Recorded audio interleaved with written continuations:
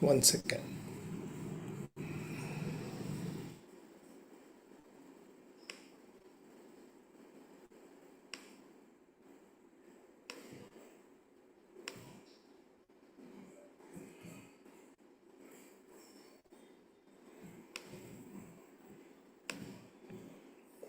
You're able to see? Yes. Okay. Yeah. So we can start, right? Yeah. Anytime. Anytime you tell me. Is there an echo if I can use my earphone in case? No echo, sir. No echo, Okay. no echo. You are Loud all and clear, perfectly yeah, audible. yeah, Yeah. Papia, let's begin. yeah. So hi everyone. Sorry for the delay. No problem. Hi everyone. I'm Papia from IITMAA team. On behalf of IITMAA, I'm welcoming you all to our WeCare session. So today is our session is digital detox and how to handle kids mainly like this session is mainly for parents how we will handle our kids in this digital era and Dr. Subramaniam will anchor this WeCare session. So it's over to you, Subramaniam sir. Thank you very much, Papia. Good evening, everyone. A warm welcome to all of you on behalf of IITMAA WeCare initiative. Just about 3 weeks ago, we explored how adults can reclaim time from the digital detox or the digital distractions. Today, our focus is going to be shifting to something even more critical. Controlling the digital invasion by the adults is much more easier. But how do we control the children, our children, taking up internet throughout the day, throughout the month, throughout the year, all the time? And as such, today our focus shifts something even more critical, our children. In today's world, the internet has become an inseparable part of our lives. While it connects, informs, and entertains, everything is fine. It also brings challenges. Constant notification, endless online content, and ever completing social media pressures. As presents and mentors, as grandfathers, people like me, we often ask ourselves, how much is too much? How much of internet is too much? How do we recognize early signs of over-dependence? And most importantly, how do we help the next generation build resilience, set healthy boundaries, and use technology in meaningful ways? That is what is more important. And hence, the theme of today's IITMAA WeCare session is raising the next generation parenting in the internet age. Through this initiative, WeCare initiative continues to bring us topics that go beyond academics, beyond our careers, and instead focus on something fundamental to all of us. We alumni are interested in more than academic, more than something which is basic, which is needed. That is our family's well-being and balance in life. So that is the objective of this WeCare session. Today, we are very fortunate to have with us Dr. S. Mohan Raj, consultant psychiatrist from Chennai, as our speaker today. Dr. Mohan Raj completed his MBBS at Stanley Medical College, one of the top medical colleges in Tamil Nadu or all over India, and his MD and DNB in Psychiatry from the National Institute of Mental Health and Neuroscience, Bangalore. He also served as a faculty member there, training postgraduate students. Dr. Mohan Raj has been recognized for his outstanding contribution, winning the Jairam Award for Best Research Paper and the P.V. Subramaniam.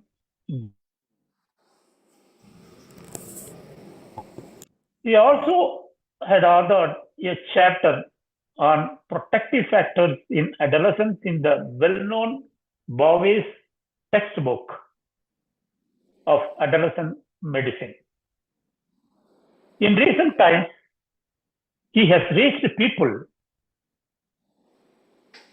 far beyond the clinic or classroom, and he has reached globally through his YouTube channel, Mindscape Matters,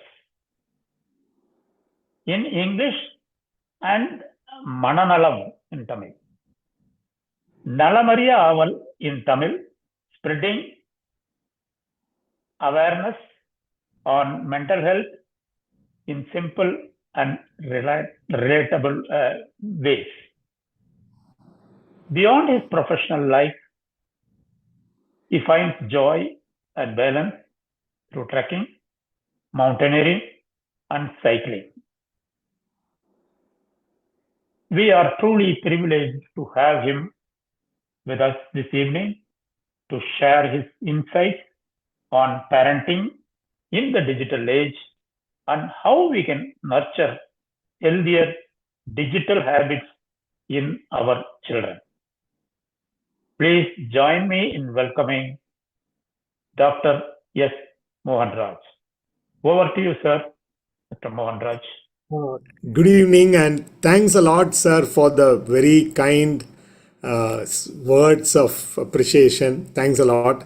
And I thank IITMAA and Dr. Subramaniam for this opportunity to interact with you once again on an important topic. I assume many of you have attended last time because I'm not going to repeat many of the things.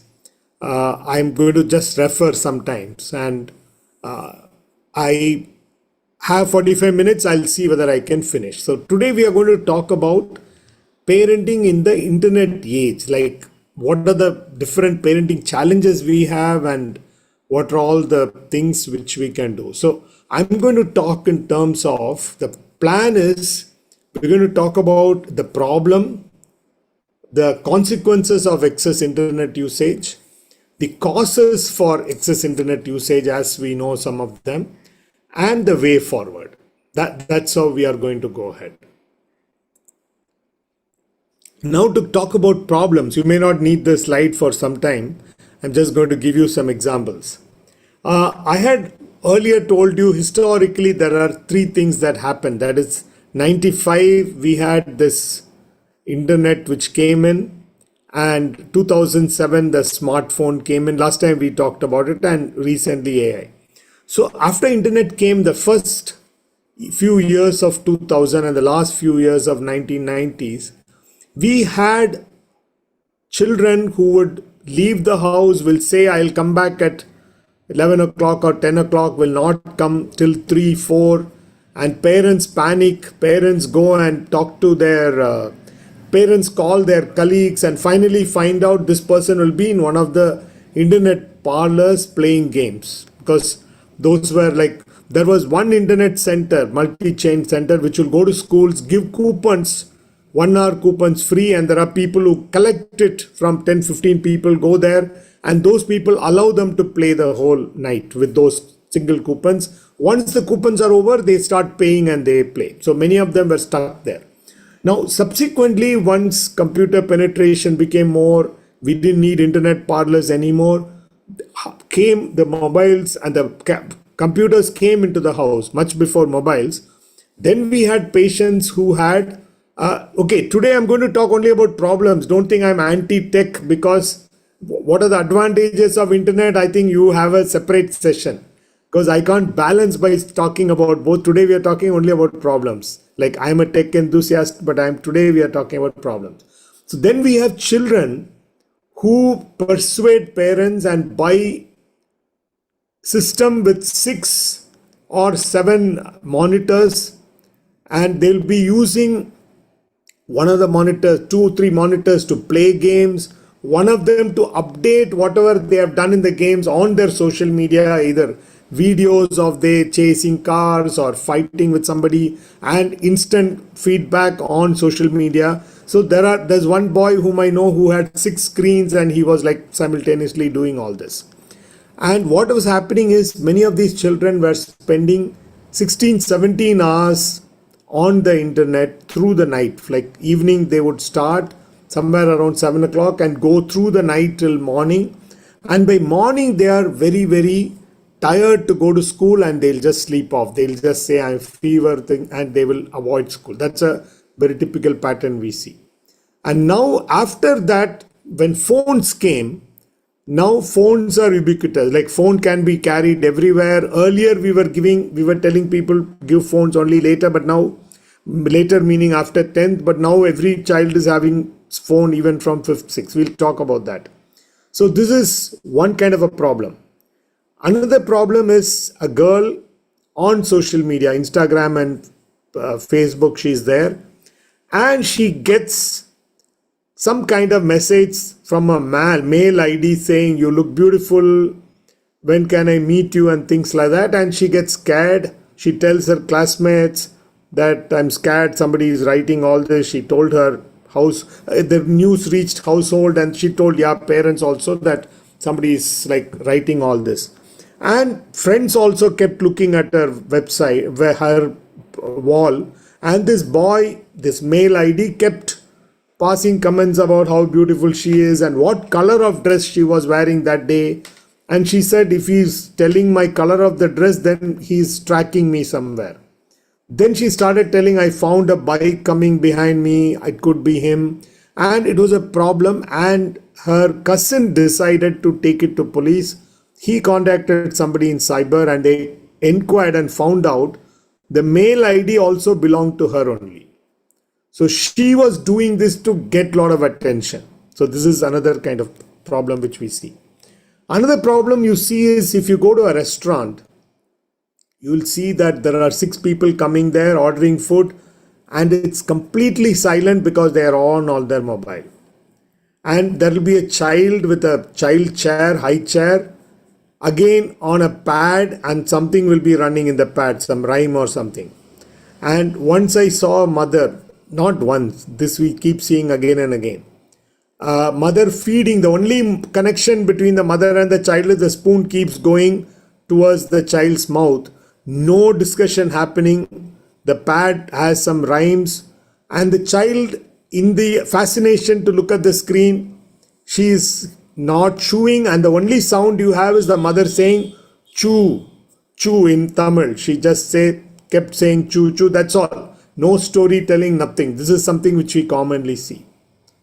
Another history I heard was there was this couple who gifted their 3-year-old son a iPad. And the reason was the boy said, my phone is too small, you both have bigger screens, so get me an iPad. So that means even before 3, he had a phone of his own. So these are like some of the problems I'm talking about. One is long hours, whole night, especially elder children in high schools and skipping schools, adolescents skipping schools, that's one. Then there is extraordinary exposure of even small children, toddlers. This is the problem to start with. Now let's talk about some of the consequences. What are these photos are all from Unsplash, which is authorized. Some of these pictures are already there, so permission taken, and it's from a site called unsplash.com. So let us look at the consequences of excess internet usage. So the consequences I'm going to look at as the consequences in physical health, cognition, cognitive health, academic, emotional, behavior, social, family, and so on. So we are going to look at each one of them, developmental and long-term risks. One second. We'll go one at a time.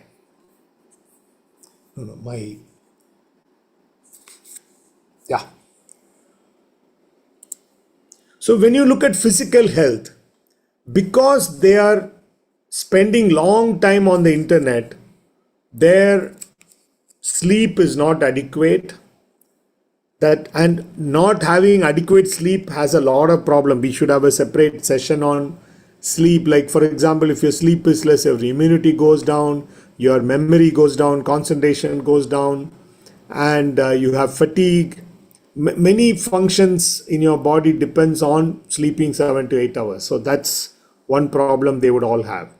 And sedentary lifestyle, they are in the chair sitting with either the computer, laptop, or the mobile, and there is no activity, and lack of exercise also can lead to obesity, whole lot of metabolic problems.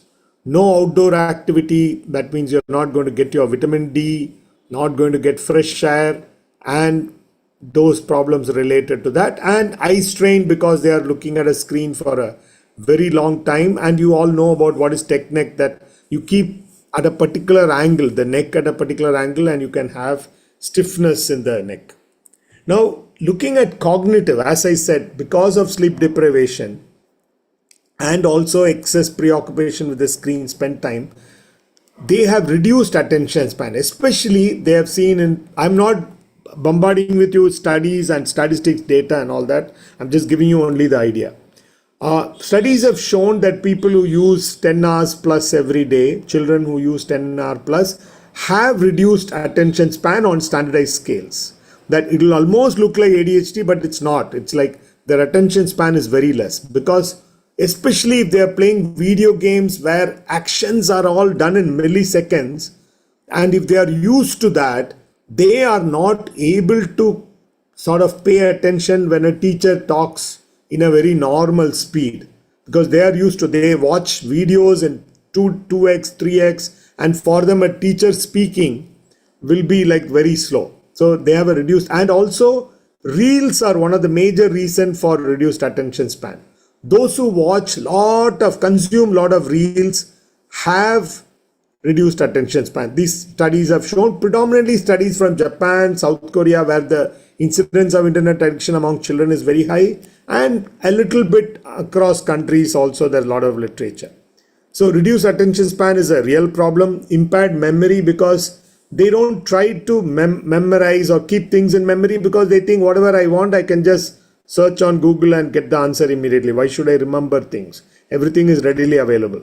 So that's another problem they have. Now, if you come to academic problem, as I said, just now we talked about reduced attention span. And when your attention span is low, your concentration becomes low, and your study becomes very, very fragmented.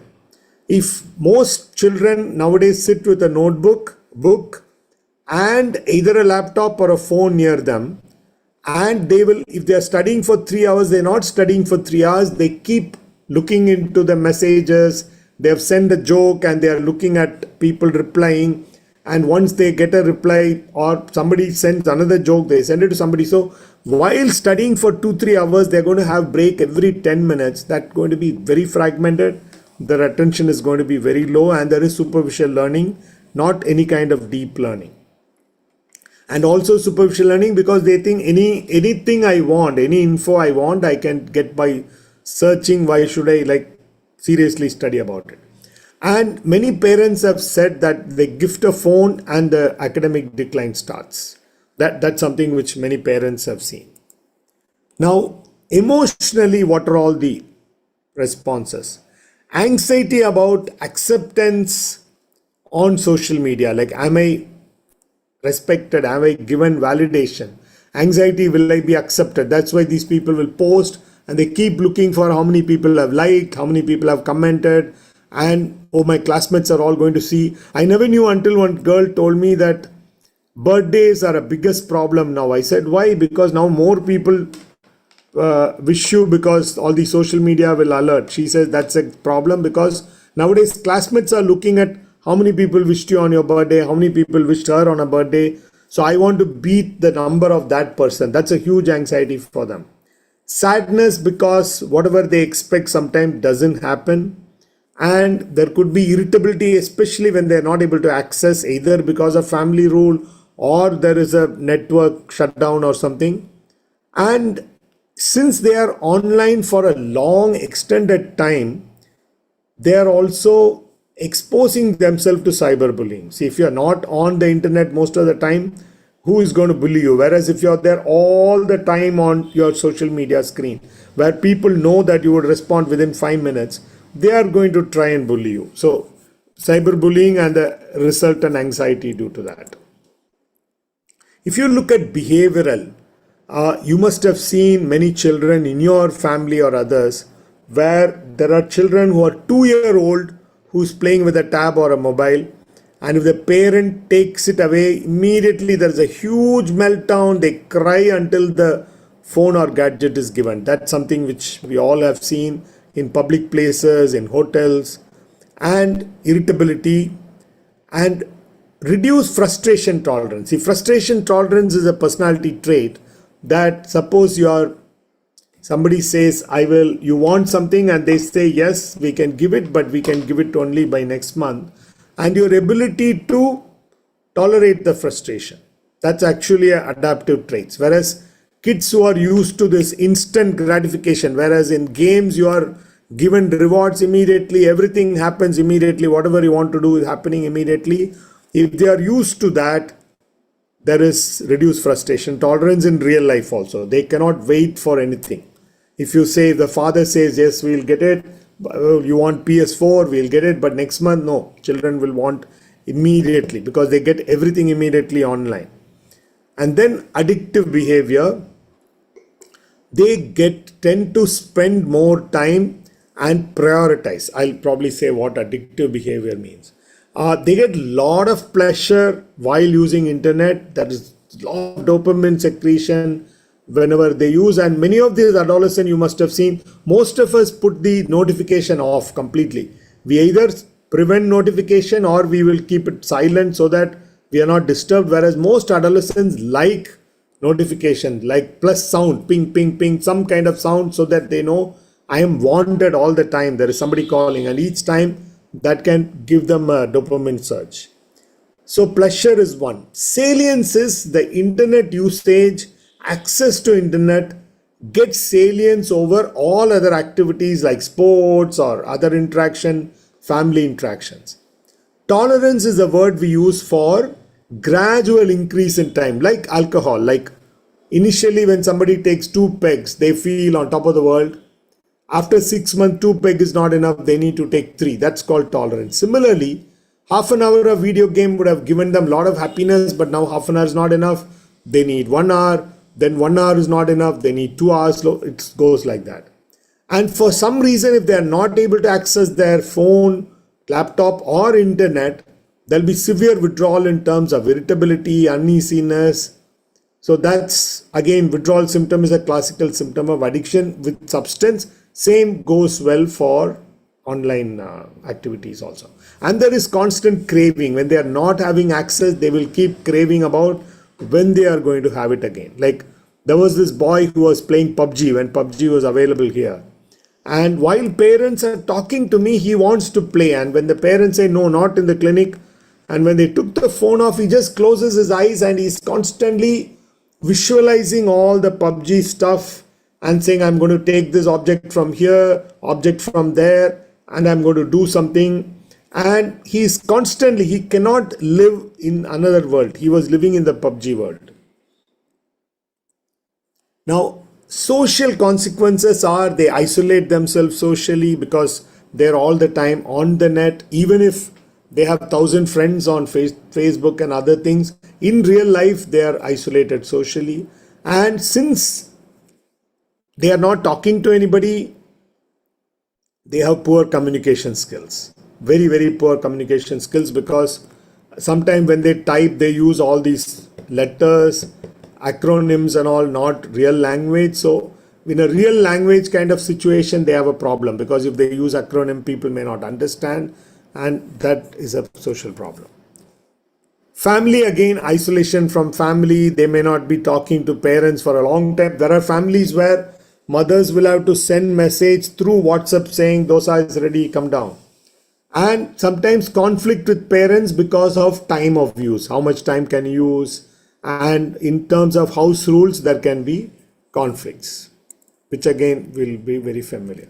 Then developmentally, now there's a lot of work going on because with more and more usage, with longitudinal studies, we'll have much more clearer picture.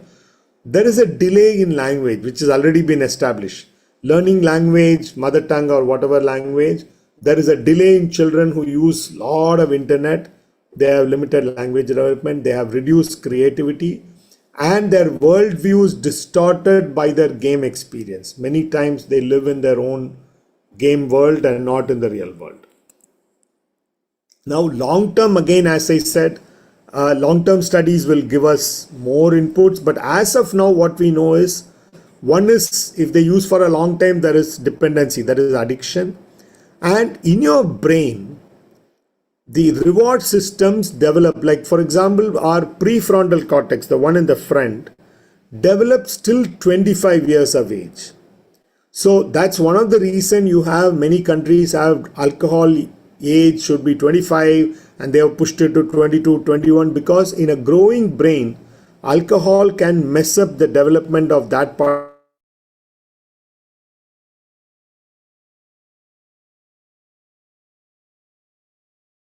Alcohol in teenage because affect your emotional growth. Same thing can happen with gaming. Gaming will give rewards to the brain, but then it can alter the natural circuits. Reward from a lot of other things, like a sunset gives us a lot of happiness, whereas a child used to a game and getting rewards, sunset might mean nothing to the child, or anything else like going to a concert, listening to music will mean nothing because their reward system is not tuned that way. And then identity confusion. There are a lot of people who take this avatars of so and so. It's like you have Superman who's a journalist by day, and when there is crisis, he's a Superman, and he knows within himself that I'm a Superman, but I'm acting like this. Similarly, many of these children have this identity online. They take this avatar which goes and captures countries, they kill people, they lead armies and all. So they think I'm just leading a life like a student, just like that. But my real identity is that of an warrior who's fighting for his land. So they start believing they're that particular avatar. And plasticity of the brain is something which what plasticity of brain means is, suppose there is a lawn and there is a fence around and there is a gate in the east, gate in the west. What happens is when people walk from the west gate to east gate and vice versa, there is a footpath developed on the lawn. Now, after 1 month, if somebody closes these gates and opens a east gate and west gate, this earlier footpath slowly fades away with grass growth, and there is a new footpath made. Similar thing happens in the brain. With whatever activity we do, there are circuits. If you keep playing tennis, there are circuits in the brain to aid your tennis. If you keep playing a musical instrument, there are circuits made in the brain which will make it easier. Similarly, when they are gaming all the time, their brain plasticity will change to tune to that, and whatever other activity, whatever is needed will, if you don't use it, you lose it, literally. The nerve cells and also the nerve cell junctions, like it's called synapse, they would all lose that. If they are not using it for some time, slowly the synapse goes away. So for many things you have circuits, and if the circuits are not used at all, you slowly lose it. So that's another long-term risk which children have. Now, why do they use? Causes for prolonged internet use. Let us look at some of the causes of why they use. So one is availability. Of course, now you can access internet through multiple devices. You can access through your old computer, you can access through your laptop, you can access through your phone, tab, your watch, and now your TV. It's called smart TV. So the full form is smart idiot box. We used to call TV as idiot box. So now TV also there's an access. So there's multiple device. There's no way a parent is going to control. You must all remember in late 90s, early 2000, we used to have one computer in the house and we tell our children, use it, but only for half an hour, only for 1 hour, and we log in and they use it, and they half an hour later they'll say, can I have 5 more minutes, 10 more minutes, and we say okay, and that's done. But now parents are not going to do it because the internet is on all the time. You can access from every room in the house, you can access on multiple devices, and parents are finding it difficult to control it. Now, can cutting down availability help? There's a huge experiment going on in Australia where Australian government said that social media cannot be used by children below particular age, and we will know because kids are very smart. They will always find a way of beating this. They could give their age, higher age, or they could use other kind of virtual private network. And the punishment by the government is not to the children, it's to the companies who allow children to access. So we will soon get more and more as to how that experiment is happening, because there were too many problems with internet abuse, internet dependence, and that's why the government was forced to take such a decision. It's like a prohibition of social media for children. All the countries are watching Australia to see how it evolves before each country can have their own social media policy for children. As of now, it's available. So let's see what we can do with the availability. Now, parents as a role model. Okay, I'll come back to this a little later. Okay. Now, parents tell children don't use internet, and if parents sit and they use WhatsApp, keep laughing, or they are on social media, and then children are going to just, your advice about internet usage is not going to ring a bell. Like one father, once he attended one of the parenting sessions, told his family that from today I'm going to teach value to the child. Every week or Sunday I'm going to teach one value. So today, first lesson, the value is honesty. I'm going to teach why honesty is a good policy. And he gives a long story about honesty, talks about Gandhi's experiments, talks about Harish Chandra and all that. 1 hour long discourse by the father about why honesty is good. At the end of 1 hour, mother signals from the other side of the room, keeping a phone in mute. She's saying, Raghavan uncle is calling. And the father says, tell him I'm not here.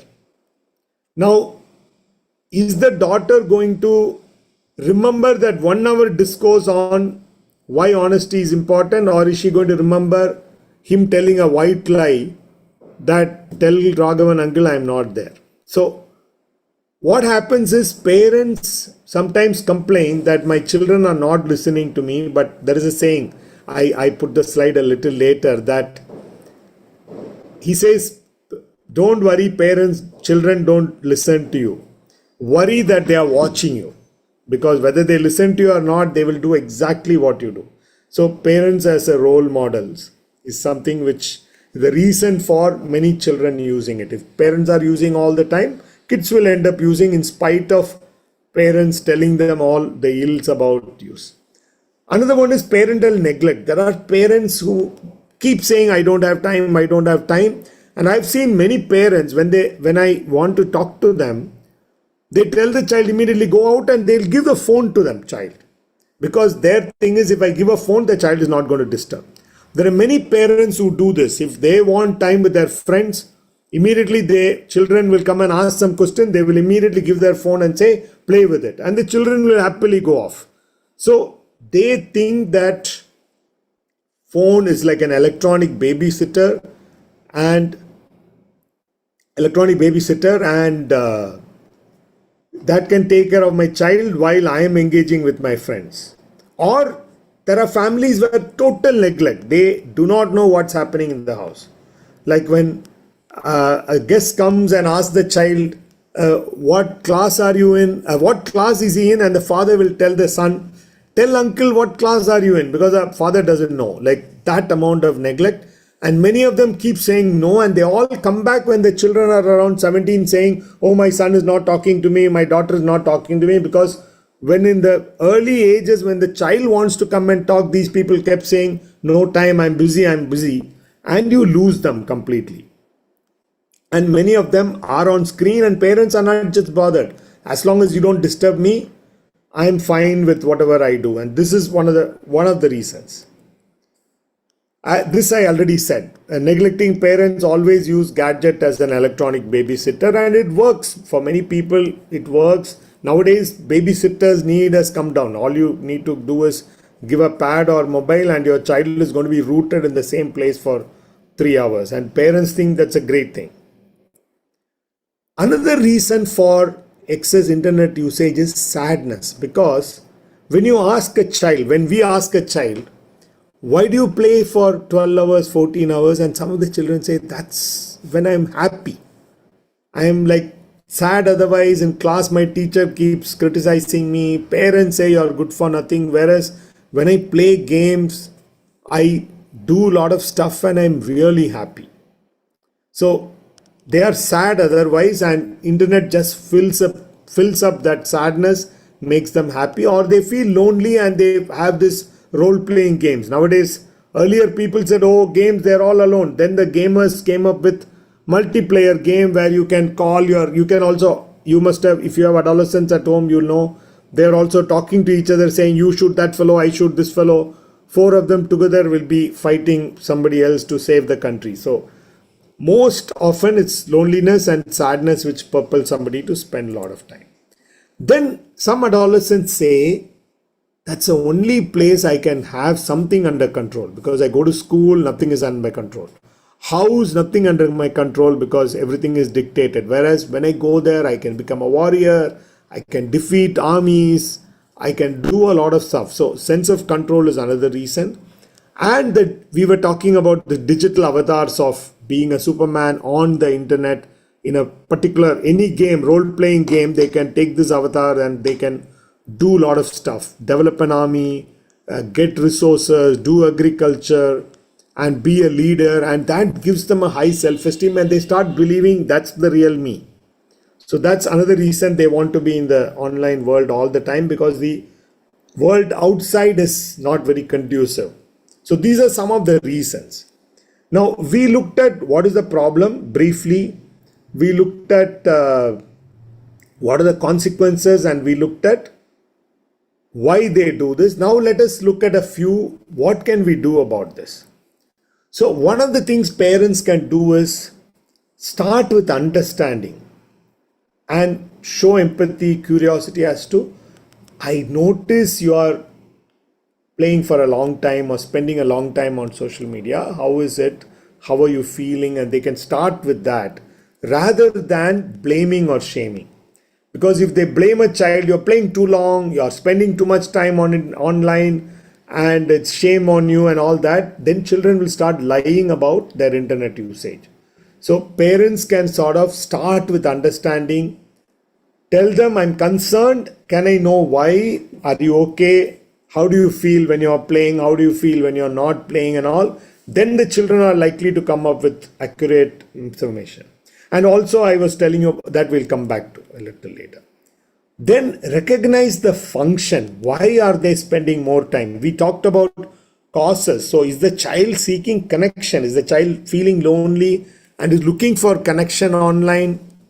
Or is the child looking for escape because the real life is drudgery and they just want to escape from it? Or the child just looking for some entertainment because they are very bored and there are no entertainment option?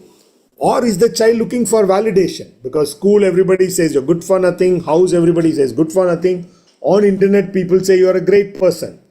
So is it that? Now, parents need to find what is it that they are getting and try to rectify that. We'll look at those in the future slides as to what all they can do to actually, like, what are the alternate source of entertainment, what are the alternate source of validation and all that. So we'll look at them. Availability. So I had told one of the, as I said, the pictures are all copyrighted and permission taken. So one of the availability, it's available and that's why people are using.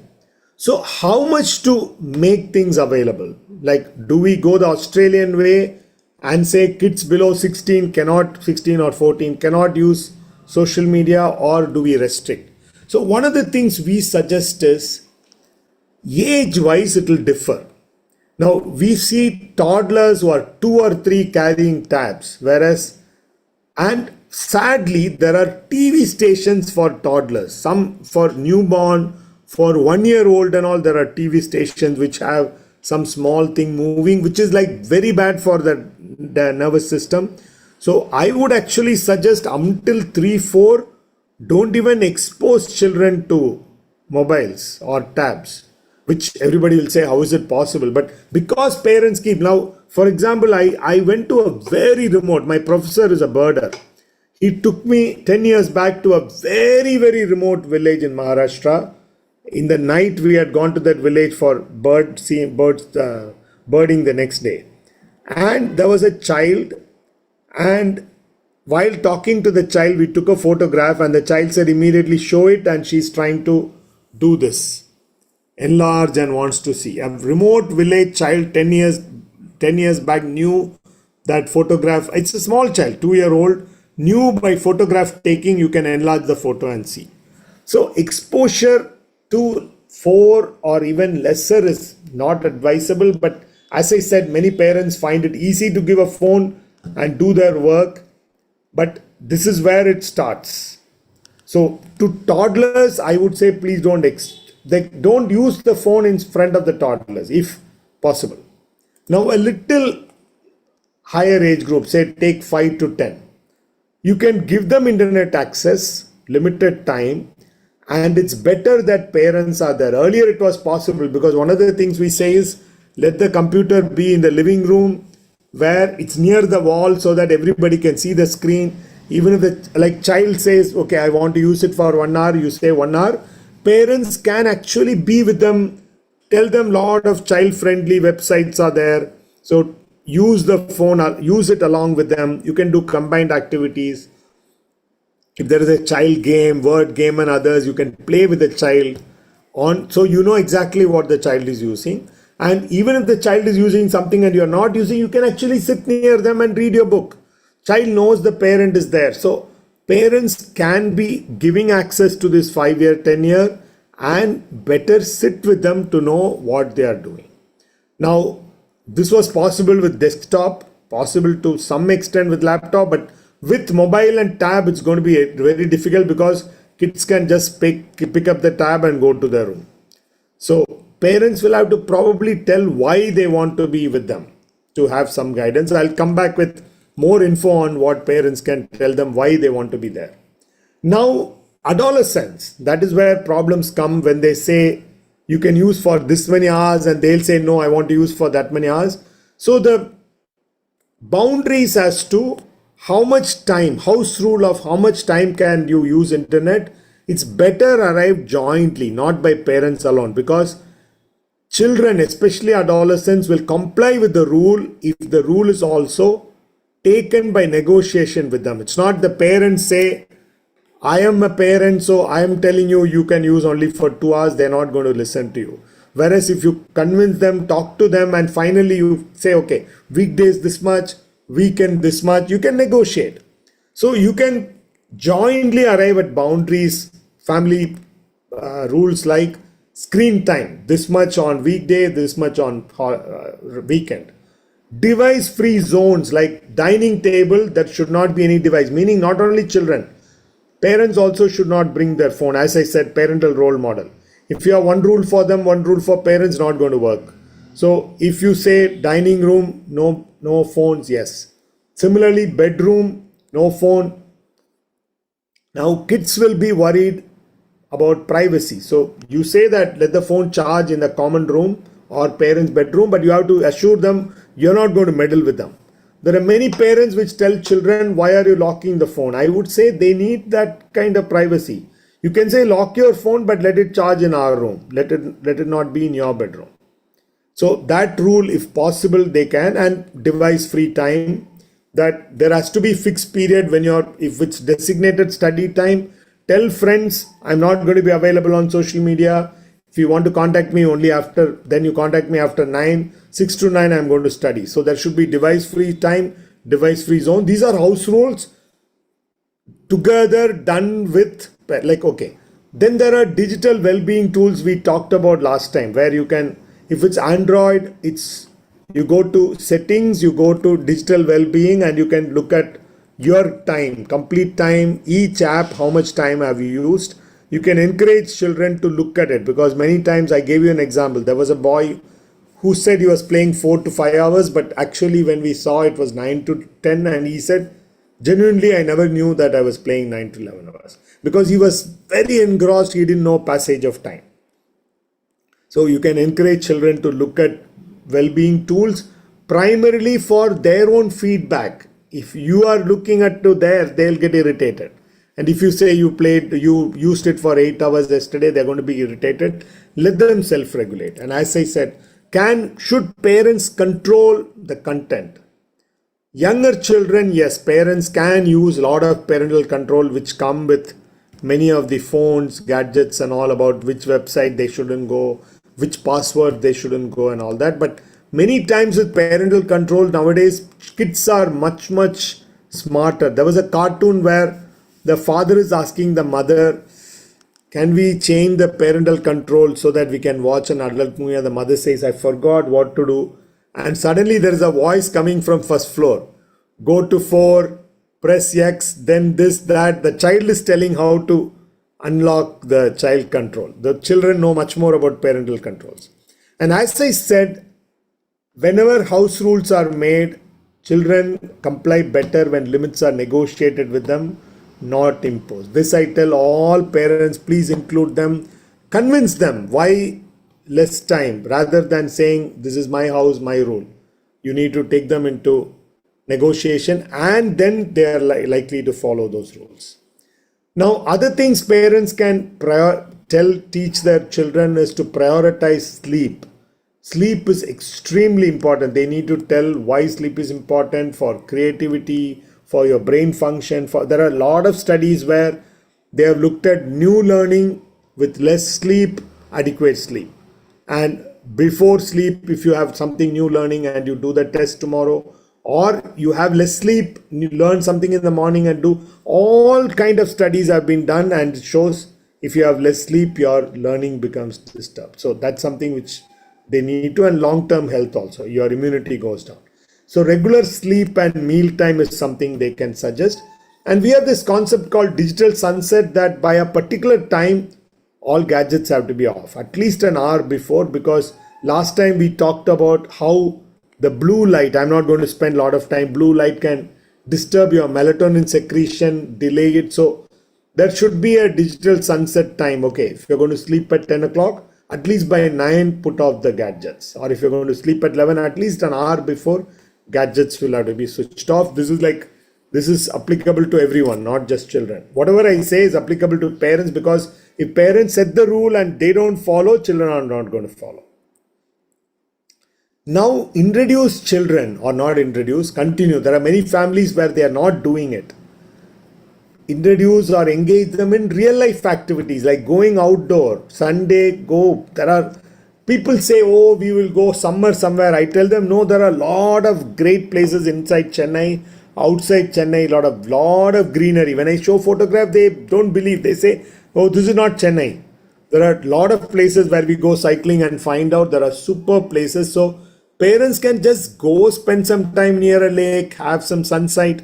If they do that, kids also learn, because it's once they experience, they will want to experience more and more. So lot of outdoor activity, which includes sports, exercises. Outdoor activities can include running, walking, cycling, trekking, mountaineering. There are a whole lot of activities happening in Chennai. There are runners, there are trail runners, there are cyclists, at least 10,000 of them.